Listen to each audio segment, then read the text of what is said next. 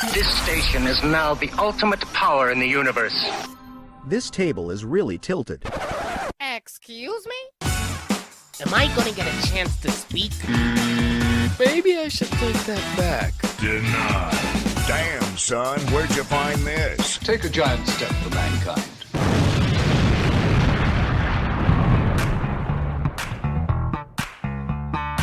Welcome to the Tilted Table with your hosts, Sean and Joe.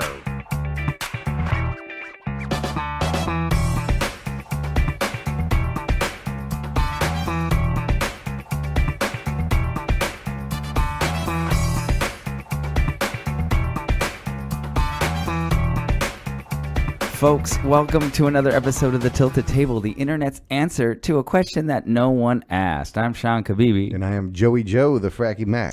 And it is Happy Saturday. Ooh. Headed towards the Super Bowl, which we're going to address the Super Bowl at some point, right? We are. There's a lot of things that we can talk about the Super Bowl. And whether or not we will watch it, because I will not. Oh, I did not know that. Mm-hmm. So we can totally get into that. We know it was the one thing I kind of wanted to talk about, just because I know it's been a while since we've talked about sports. Figured that would be a good one For to jump sure. into. Yeah. So what do you got on the agenda? Well, I want to give a shout out to my buddy Anders and LJP. Two friends I've had for a long time. We've been on this group text string for almost a decade. It's called the Stray Cats.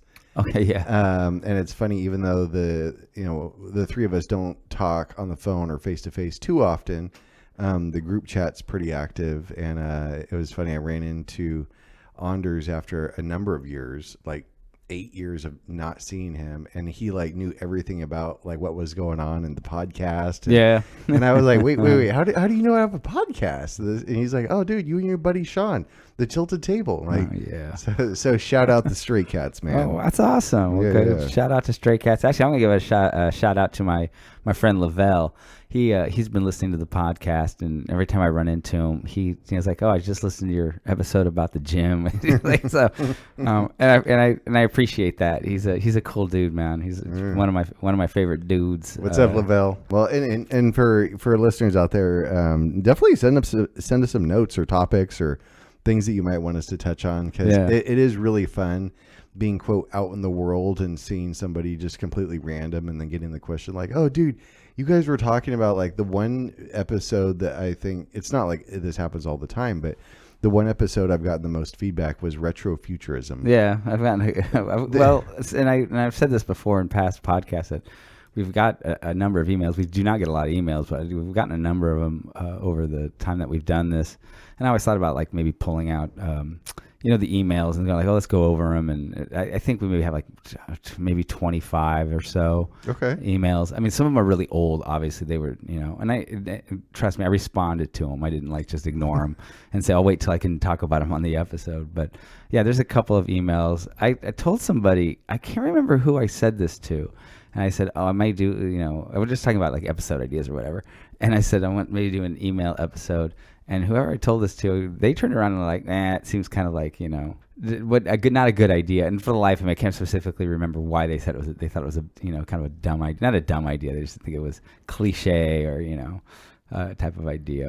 But yeah, any kind of feedback, shit, yeah, anything. Anybody's got topics or whatever, throw them at us. Yeah, man. Yeah. You know where to find me. I'm not that hard to find. I'm definitely not hard to find. Shoot. Well, no one knows your name.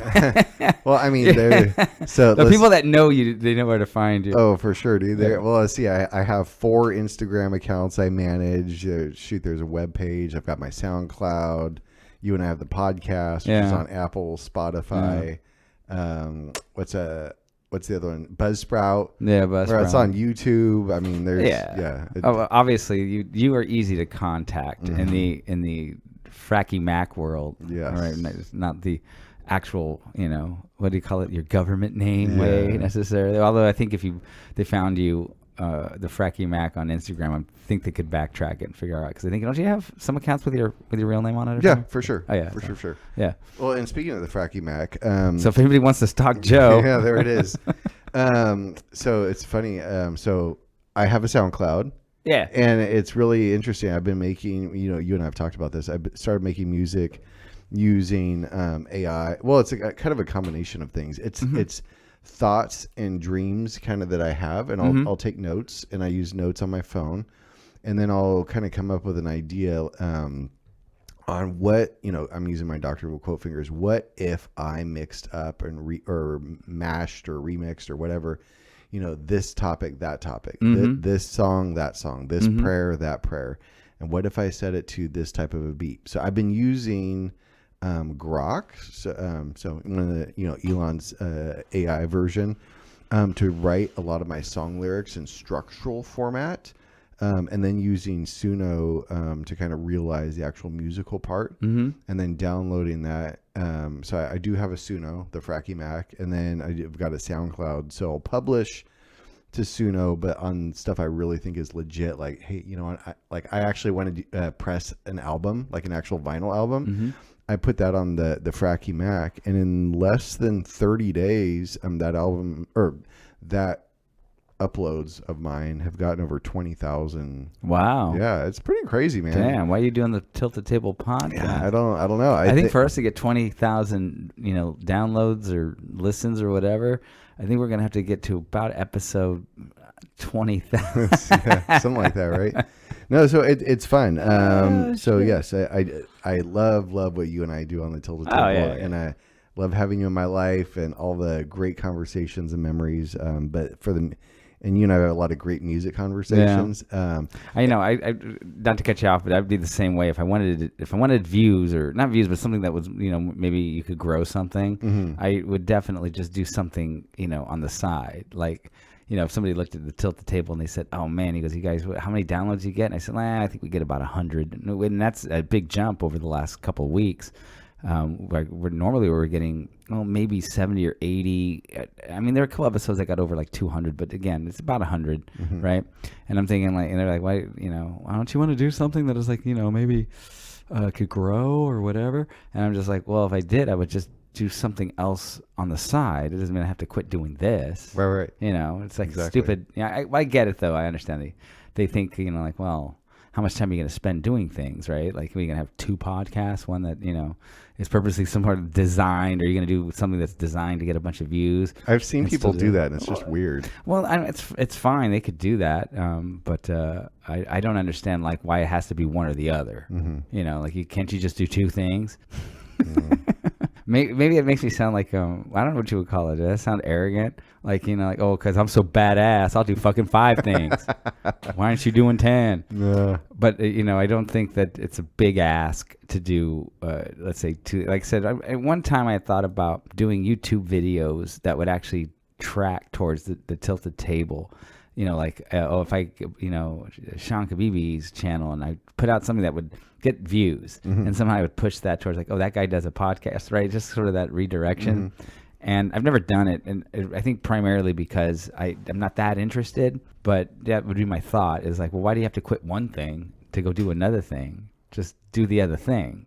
Right. Yeah. Well, and I think it's great. I mean, like anything in life and relationships, you and I both have respective strengths, and like, as far as like all of the audio and production, obviously you do that, and you do a great job of it. I love managing. I love managing the stories on the Tilted Table Instagram. Yeah, I'm terrible at that stuff. Oh, and it's like, again, I both barely have even strengths. update the Twitter and Facebook accounts. I'll do it like all at once over the span. Like, I'll miss it for like 3 weeks, and then I'll just like, oh shit, I forgot to update it. Bam, bam, bam. Bam, bam, bam. But even something as formatting the tiling on Instagram, like, I totally dig that, man. Yeah. I have fun with it. And my favorite thing is animating the episode Yeah, tiles. those are pretty dope. I have to admit, that's next level shit. Yeah, did you like the latest one with the 2 pirates? Yeah. I think it's fun, great. man. Yeah, I definitely enjoy it.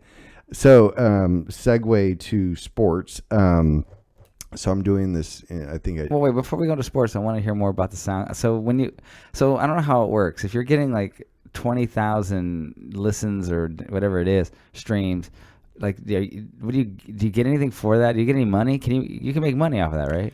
You can you can monetize it. I've kind of walked a fine line though, because it's like, I don't when I accept it, you know, all the user terms and agreement on any website, right? Yeah. I'm sure somewhere buried deep in the fine print of Suno is like, this is our property. Oh, you're saying that if you took something because you helped create I'm the creator through Suno, but then Suno might say like it's our technology or whatever. Correct. And it's just like, that's too much. I do it because I love it. It's a hobby. I really have a lot of fun, and it's a creative experience.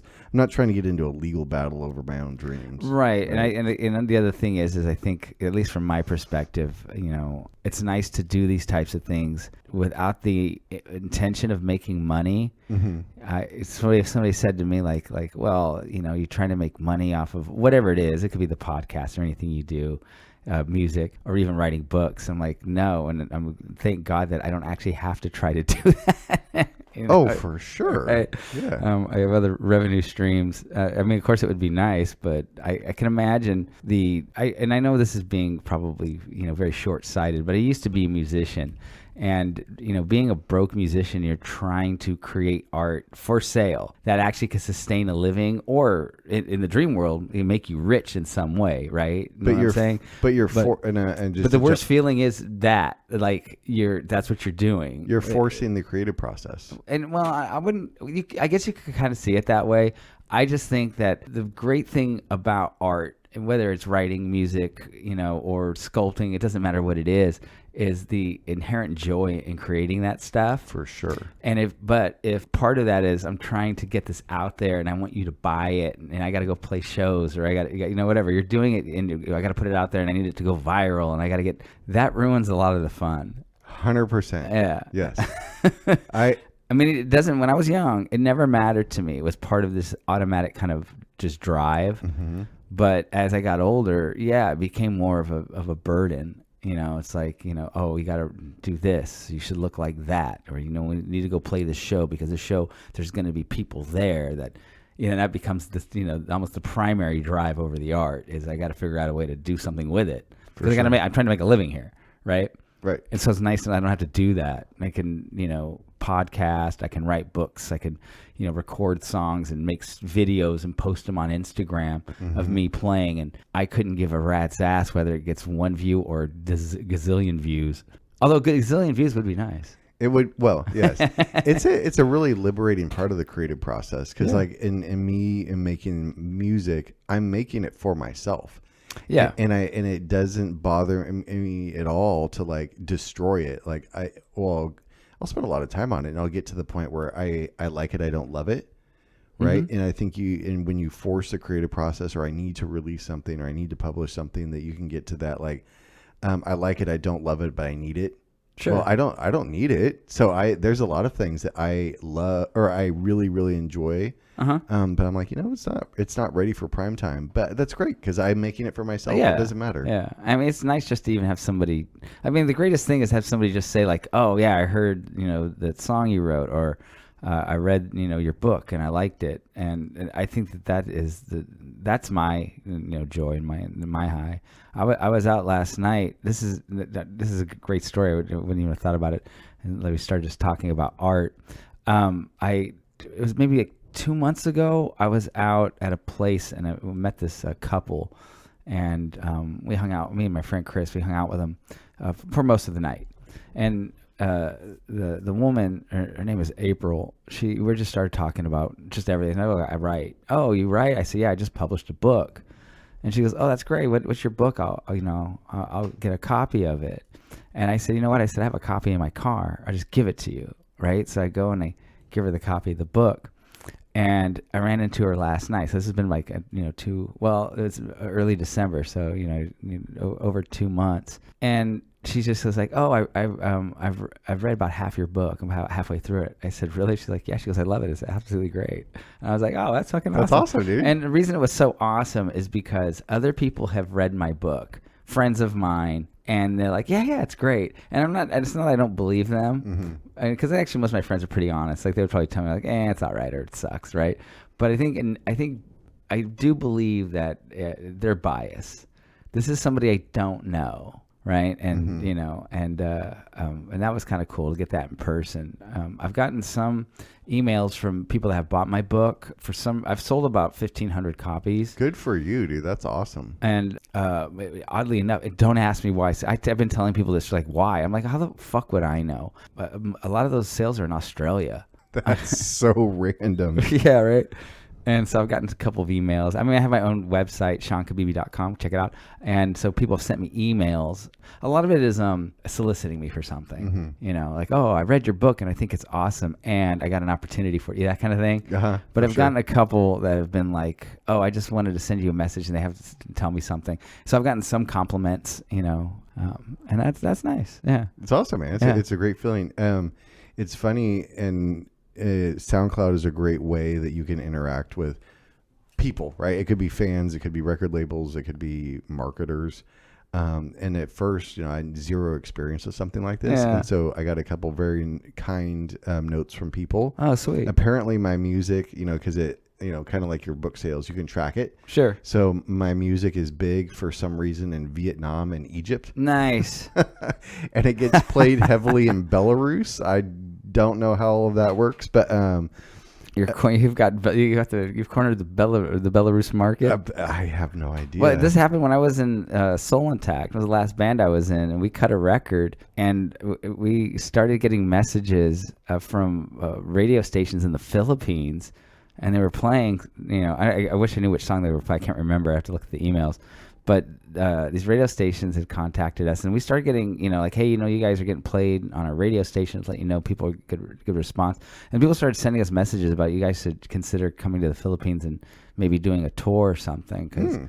But I never got a sense for, like, how, what do you say? I don't like, what does that mean? Like, so you're playing us on the radio, maybe, I don't know how they track whatever they're tracking. Right. Like to warrant us to go fly to the Philippines and, hello, Manila, right? Whatever. But I thought that was kind of cool. Like, I guess we're big in the Philippines. Word. Hey, it's there is a dance track called Big in Japan. Yeah, that's true. So one of the funny messages I got, and you're right, I'd say like 80% of them are all like, hey, love your music, love the vibe. By the way, I can help pump your number of streams, or I can make you bigger. Yeah. It's like, okay, I understand you're trying to make a living. My one that was like just completely funny was, you can tell the user profile was an exotic dancer, and this will just assume that it was a lady. Sent a note and just said, hey, love your music, love the vibes, love everything in the artistry part of it. I can help coordinate a dance video that will go along perfectly with your music. Yeah. But I'm like, I just started chuckling to myself. My music is deeply religious. And it's like, well, clearly you didn't listen to it or know what you were listening to. Oh, yeah. That would be like tantamount to blasphemy if I actually did what you're asking to do.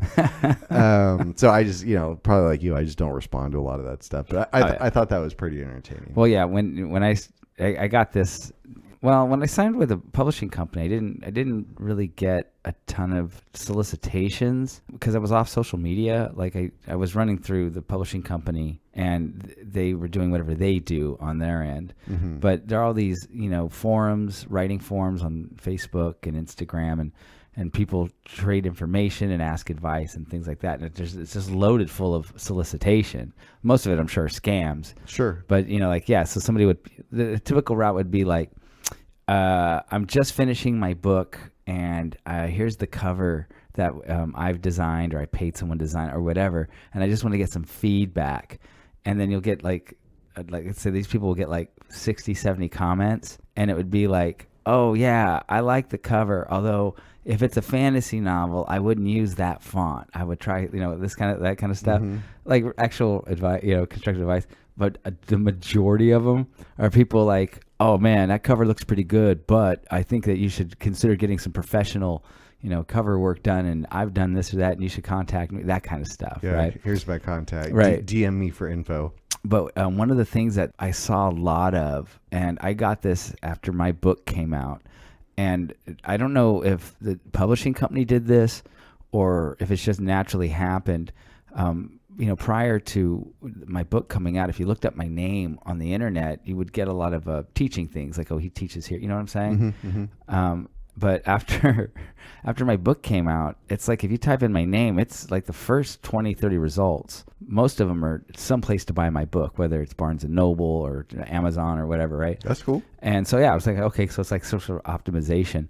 I have gotten some people sending me messages saying like, hey, would you consider or would you like to have a trailer made for your book, like a movie trailer, where I'm assuming they're using AI to somehow take the story of my book and create like a 2-minute or whatever long, a minute and a half long like trailer as a promotional tool. And I'm thinking like, well, no, I don't think I'd want that. But my first thought was like, well, how would you do it? And again, I don't think that these are legitimate. I'm not saying they're not. I don't know. I shouldn't say that. I'm sure they're quasi-legitimate. Like you'll get the product, but how they create it is where part I think would be kind of scammy. Because I know you're not. What are you gonna do? You're gonna fucking hire some actors and film some shit? No, you're gonna use AI. But here's the thing. I don't even have a problem if you use like AI actors and create like an AI trailer, right, for my book. You still don't know what my book's about. Now, you can read the description on the back or on the inside cover, but that's not going to give you any real description of the plot. It gives you a description of kind of what it's about, right? Does that make sense? Oh, for sure. Yeah. And for all of our intergalaxial fans, the book that we're discussing is entitled Pressed. Yeah, Pressed by Sean R. Kabibi. Don't forget the R. Yes. Damn it.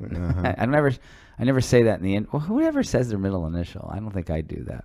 I use it when in my professional life, I always use my middle initial. But anyways, so yeah, you get, and I think anybody that's ever looked at a book, when you read the back of it or the inside to get a gist of what it's about, it's not telling you the plot. It's telling you it's a marketing tool. It's supposed to be some kind of pitch to get you to buy it. Yeah, it's the elevator pitch. Yeah. So they'd have to read the book, but they're not going to read the book. I think what they probably would do is somehow AI read it and then kick it back and say like, oh, here's the plot summary. And then they would use that plot summary to create some sort of AI trailer. And I've seen plot summaries of books. Not that accurate all the time. Right. So, Okay, well, I think the deal here is I'm finishing, also kind of a side note or side question is, how many books can you read concurrently? Because mine is, I feel really comfortable in reading 2 at the same time. Okay. I've gotten up to, and thank goodness I'm done with a couple of them, but I was at 5 at the same time. It's like unmanageable for me. But one of my next ones on deck is actually Pressed. Because I know a guy who knows a guy and got me a legit signed copy of it. Yeah, that's true. But when I'm done, I've gotten, I'm not an expert by any stretch, but I've gotten very proficient with Grok and actually creating videos. And I will do that because I will be able to create it and I know the story, so I know whether or not the video works.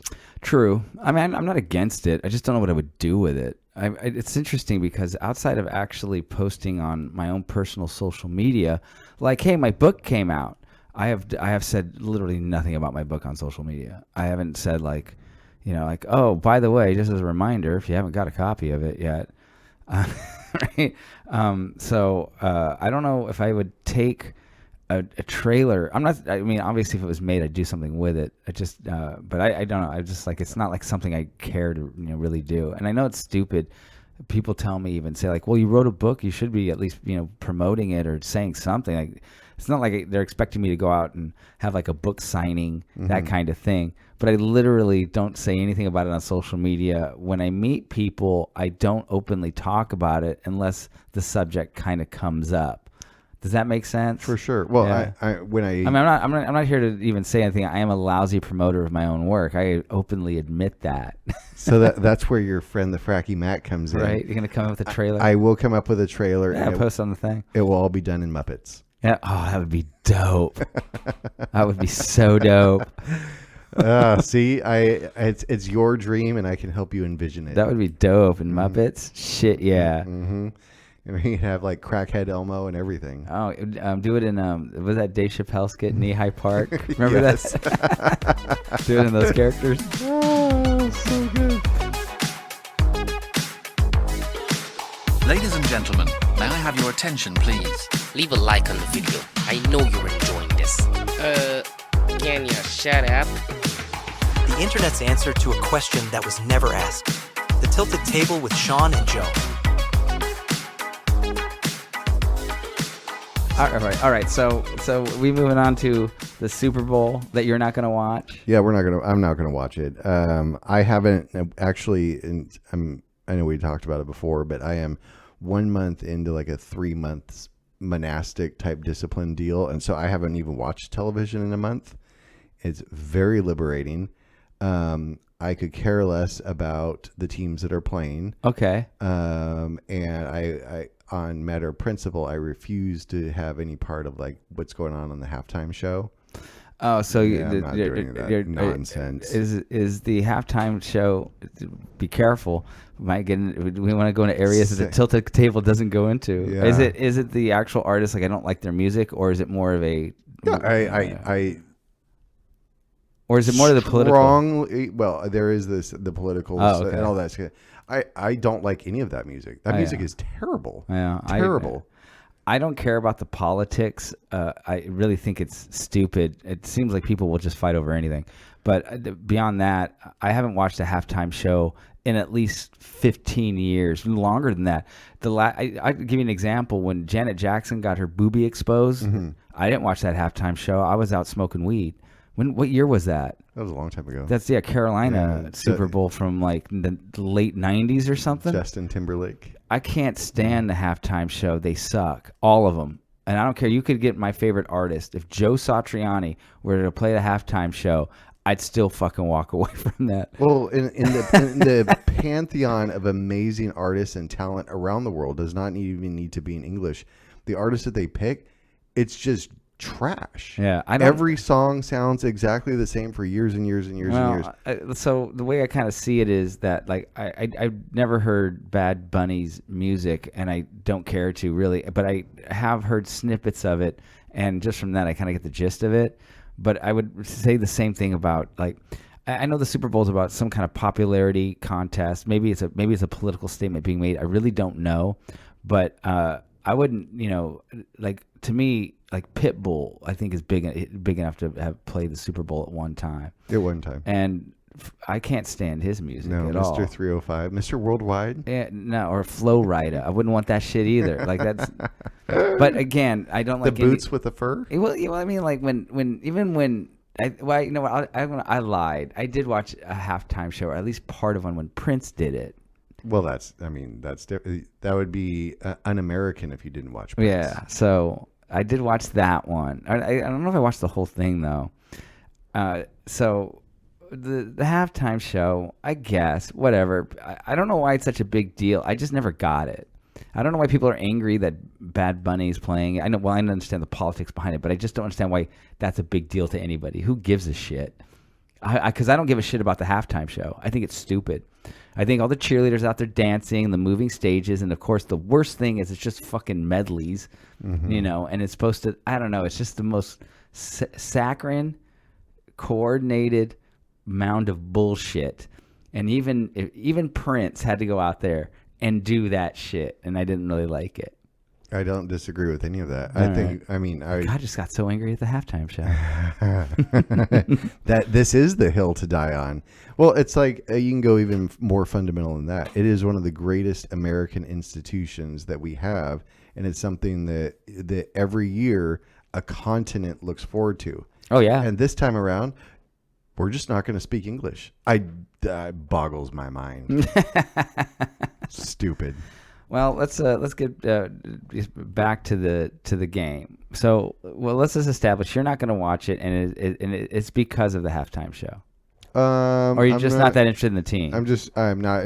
It's funny. So I know we've talked about this on different episodes. I am a dyed-in-the-wool Niners fan. I bleed red and gold this season for a couple different reasons, none of which actually relates to football. I watched a combined total of probably 7 minutes of NFL this season. Okay, so you're not even paying attention. No, to I have shit. no idea what's going on. Right. And the fact that it's going to be Seattle and New England, I didn't even know that New England was good.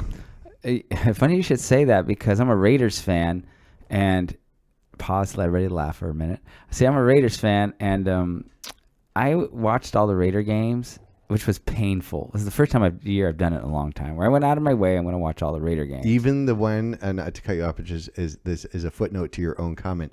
Even the last game of the season, you postponed the tilted table to go purposely watch your team lose, so you could be happy that you would get the number 1 draft pick. Well, the correction, they actually won that game. The last game of the year, they won against Kansas City. Was it the previous one? Yeah, it was the previous one. Okay.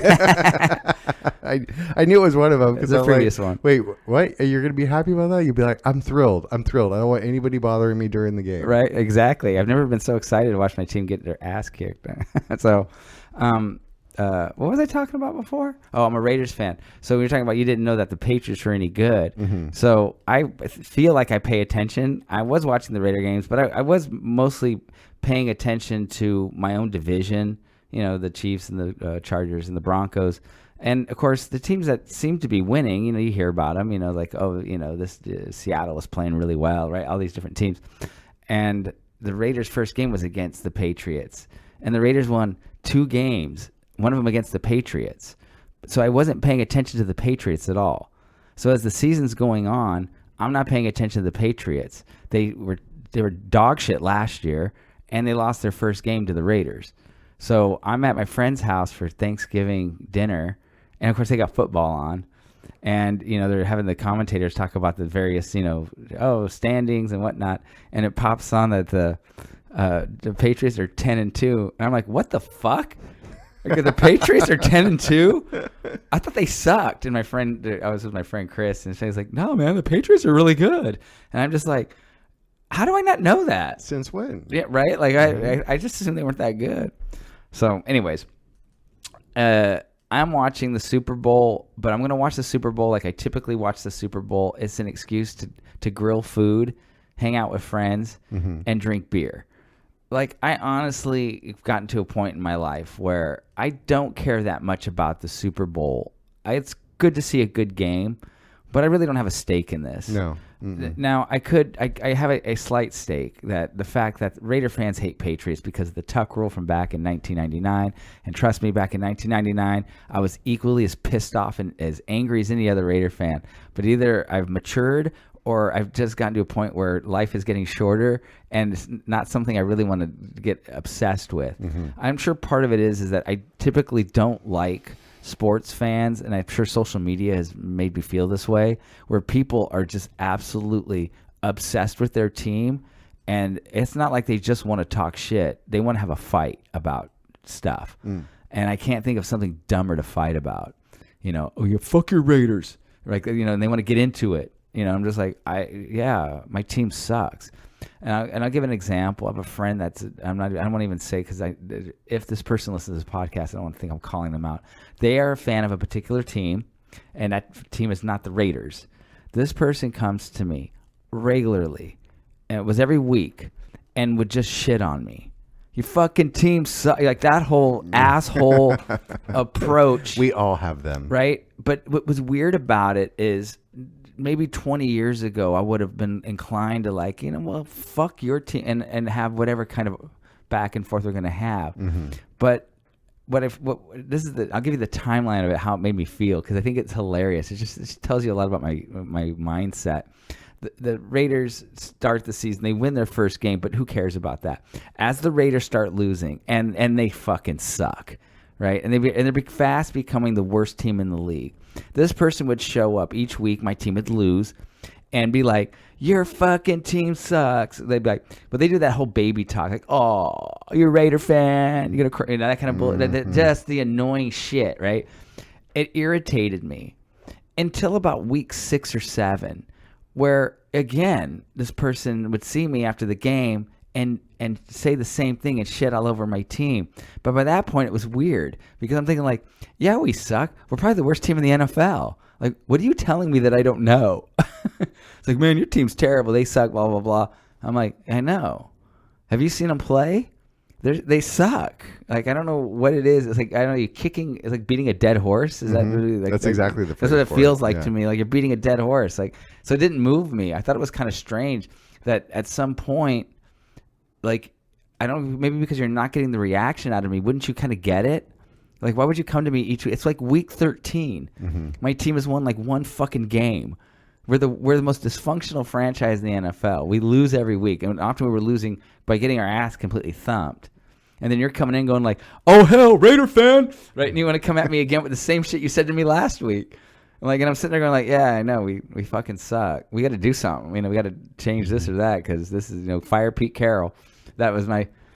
And the guy's like going off on me, like he's just trying to get me to, I guess, respond. And I'm like, you haven't gotten a response all year from me that even remotely what you want. Like, why do you keep doing this? Well, one of the things I thought was interesting, is I will read some of the, again, not this season, but usually I'll be on like an ESPN app, reading the news, watching all the games, the highlights, YouTube recaps. But you, one of the things you watch or listen to Raider podcasts. Yeah. And I do. I remember a couple times that I'd walk in here for you and I to record. I'm like, "What are you doing over there?" And I would hear all of these Raider player names being called out. Oh, yeah. Like, oh, that's what Kabibi-san is doing. Yeah. There's only one I really listen to. It's Chat Sports Raiders Report with Mitchell Renz, by far one of the best commentators on YouTube. And I'm not talking about just like a Raider commentator. This dude is good. I wouldn't be surprised if in a number of years he actually gets like a legit job on a network somewhere. And I say that because even, this is just a fact. It is the most watched Raider channel on the planet. Good for him. Yeah. And I know the Raiders put out their own weekly kind of show on TV somewhere. But yeah, they've got, I think, 200 and maybe 80,000 followers for a football team. That's pretty good. That's pretty awesome. Yeah. And they run a high end, like it's high end broadcast. It's not like some guy holding an iPhone up to his face and screaming about whatever. Mm-hmm. Yeah. So he's really good. I like him. And so, yeah. So do you have for your Super Bowl part? See, well, I'm going to defer this question to you because I will be doing something completely different on Super Bowl weekend. Mm-hmm. But do you have like a ritual, or like when you get together with friends, are you in charge of the barbecue, or? Man, that's a great question. Do you set up the beer bong stand? My ritual is to find somebody that is doing all that shit and get them to invite me to their party. Yes, it's like having a boat. It's better to have friends with boats. Yeah, of course. Mm-hmm. Yeah. I don't know. I'm gonna do something. I'm not sure exactly what. There are a couple of default options that I know are going on. I would probably prefer to go to a friend's house, but I think I haven't heard anything from any of my friends, and honestly, I think there's a certain maybe age you get to, maybe certain kind of living situation where it's hard to get a Super Bowl party jumping because people kind of already have their own little rituals. Yeah, they don't.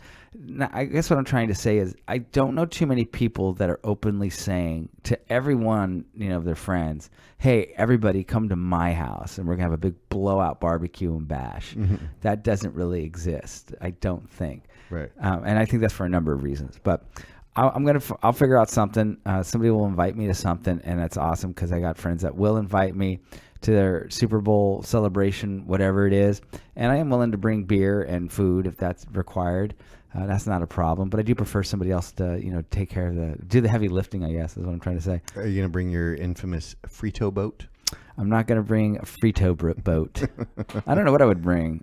That's a good question. Maybe some really gross macaroni salad or something. Or what are those little tiny hot dogs? Like they're little... Oh, yeah, the Vienna sausages? Yeah. Yeah, that'd be pretty dope. I could see myself doing something like that. But as far as the actual game, the only stake I have in it is that I'm supposed to not like the Patriots because of the Tuck rule and the Tom Brady and the fact that Tom Brady won like 1 million Super Bowls and we're just sick of the fucking Patriots. Clint Kubiak is the offensive coordinator for the Seahawks, and he is likely to be the next head coach of the Raiders. He had a second interview today, which is this Saturday, the 31st that we're recording this. The only other head coaching job is Arizona. It's clear that Arizona is not in as good a position as the Raiders. I think he's going to be the next head coach. I think I would like him to either A, win because I'm kind of rooting for him because I think he's going to be the next coach, or maybe if I'm more strategic, B, lose because I think if he wins, maybe he stays with Seattle and the Raiders just don't have a fucking coach. But anyway, I don't know. I'm kind of rooting for Seattle because I don't really like the Patriots. I never did. Yeah. And the Seattle Seahawks, I've never had a particular grind against them one way or the other. Or you could, D all the above, and then instead of hiring a head coach, do a coach by committee online poll where the fans call the plays. Yeah, that wouldn't work because all these motherfuckers would be on, from Madden reference. Like, I don't understand why that guy didn't run 100 yards. I do that every day on Madden. I called the right play.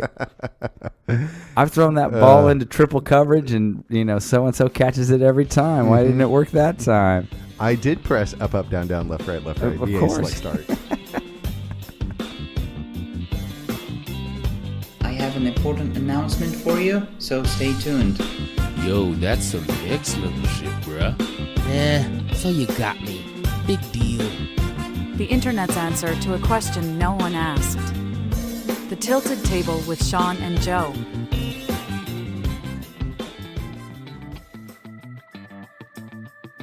Folks, thank you for joining us for another episode of The Tilted Table, the Internet's answer to a question that no one asked. I'm Sean Kabibi. And I'm Joey Joe, the Fracky Mac.